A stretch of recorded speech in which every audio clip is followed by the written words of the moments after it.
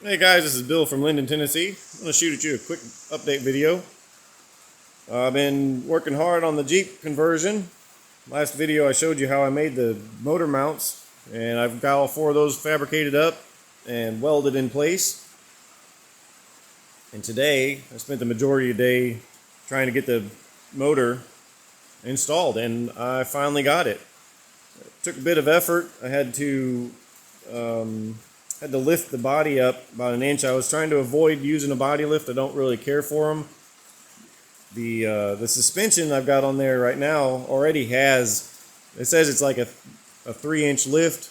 And so you take a 3-inch lift and then you put a 1-inch body lift on it. And now you're 4-inch lifted. And I'm only running 31-inch tires.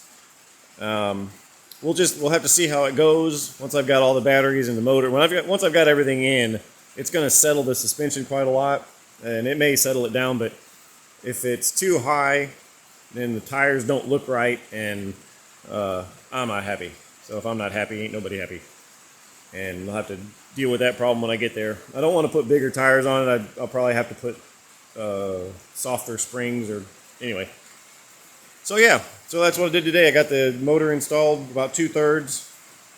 I've only got the left and the right motor mounts. I still have to do the back motor mount, and that's going to come later. The rear motor mount is going to secure to the body itself, so I have to order and install the actual body lift so that I know where the body is. And yeah, but other than a little bit of massaging here and there to get stuff to fit, it installed quite well, and I think it looks pretty good. This is a view you won't get to see very often. Once the front battery box is installed, you won't get to see that at all. So let's take a look underneath.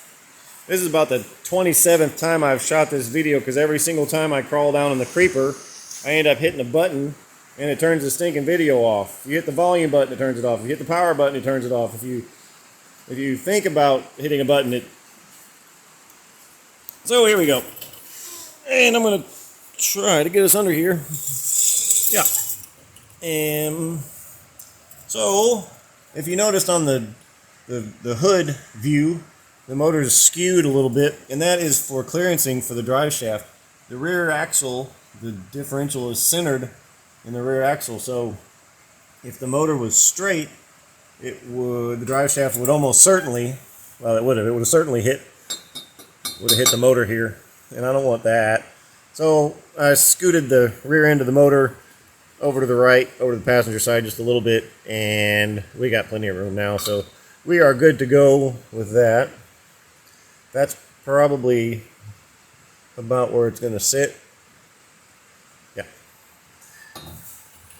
If we look up here, we can see the mounts that I made, kind of installed and tack welded in place. I'm going to have to remove this motor and lift the body up again and finish weld everything with the mock-up motor in place. I don't want to do it with the actual motor in place because it's got rubber bushings, and whenever you weld stuff, it moves. It flexes and warps, and if it's got the rubber bushings in there, these motor mounts could quite likely move, and then it wouldn't fit anymore, and I don't want that.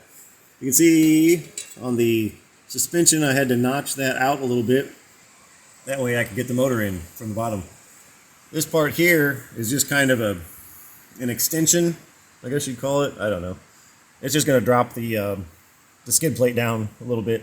I think with the original installation, what the original intent of that is to, there's a mount that goes from the left to the right side that holds up the back of the transfer case. But I'm just going to use it strictly to get the skid plate dropped down so that the motor will clear it. I wish I'd have known a week ago that I was going to be putting a body lift on there, because I'd have probably been able to do this a little bit different, but maybe not. Another thing up here I can show you, that is a bracket that I made for picking the motor up, and the pickup point is in the center of gravity of the motor, so when you pick it up there, it lifts the motor straight. And that's how I got this thing in there. And it's kind of cool with the body lift. I can leave that on there. If I didn't have that, I would have to remove it. But if the body wasn't high enough, it wouldn't fit in there and it wouldn't come out. Anyway, Now I'm just looking at that right there. That's awful. That's awful dang close. I may have to do a little bit of massaging on that motor mount.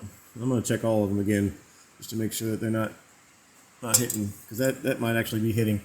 Anyway, so this is what we at. This is what we got. It looks pretty good. I'm pretty happy. This is a pretty exciting day. It's kind of like a little milestone. You hit little milestones when you do EV conversions like this. Getting the motor installed is one of them. Now I've only got it 2/3 installed, so it's only about 2/3 of a great day. But I can live with 2/3 of a great day. Oh, okay. Let's see. What else? Well, I'm going to kick myself when I review this video again, but I got to give a shout out to Randy Lee for coming up with the idea of using a 2x4 or a 2x6 and a chain hoist to pick the motor. That worked like a darn champ. And what else? I think that about covers it. Yeah. I'll talk to you guys later.